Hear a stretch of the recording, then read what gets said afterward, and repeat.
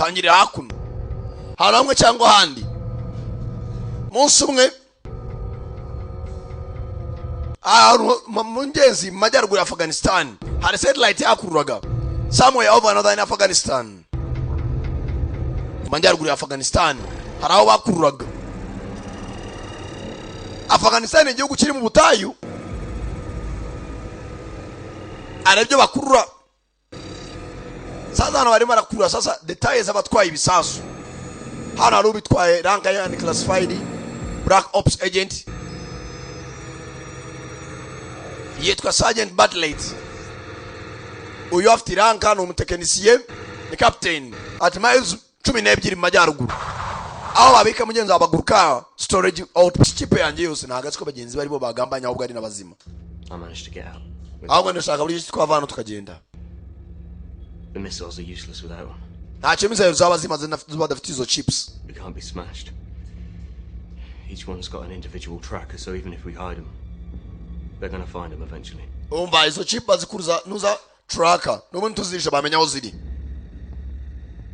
It's kind of what I'm telling you. Reka vuga tuba dushaka buryo twabona connection na network turabuje twahamagara kuri headquarters baza batware chip zabo. We get in a truck and we drive as far as we can. Dukora bishoboka tore buryo twava hano. The whole region is Taliban. We'll be dead in a few hours.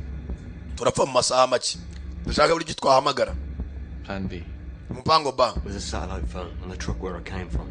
Aho naturutse. But we still have business to attend to. Ariko turacyari muri business nye nawe. How so? Gute? You need me to finish the sale. Urankeneye kugira ngo kugurisha birangire. My buyer will only meet if I'm Umucuruzi nije wamuzanye kandi nawe ndamanuka ariko ntugwanyanyaza. Dani. Igize rero mwembi. Same thing. Twagana ni ikintu kimwe. Hakiri kare. Broken begging for handouts. Twese ndabizi uturaza guhigwa mu kamasaha ari imbere. You risk your life for your country. Urimo ratanga ubuzima bwawe ku gihugu cyawe. Your father risks his too. And for what? Mwakitanze mukarya ku mafaranga. Doesn't that make you angry?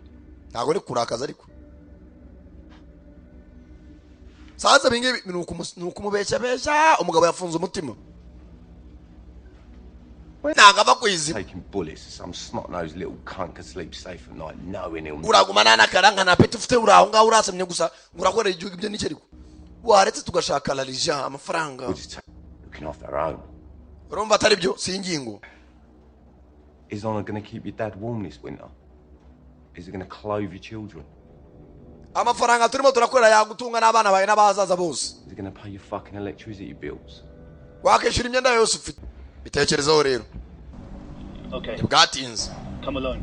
Or there is no. Umva ni muza twabonye aho no wari hari abakinguye sasa. With my squad. I lose men. You should. Nyizera nta kibazo. You want the money? Then you have a deal. Uze diri abakemutse n'amafaranga aboneke. Sasa yari abagize. You didn't have to do any of this. Ntago arukiye gukora nk'ibi. Ariko wakoze. Yes. Barwanye intambara itoroshye. Yanda chekere nukagenze. Yari Sankara da Premier. Ngumbaga kuva muri GT Business Group. Abagiye mwakoze kuza murabeho. Kitwa ryazana ryariko 400 bullets. Abagiye mwakoze kuza ndabakunda cyane cyane.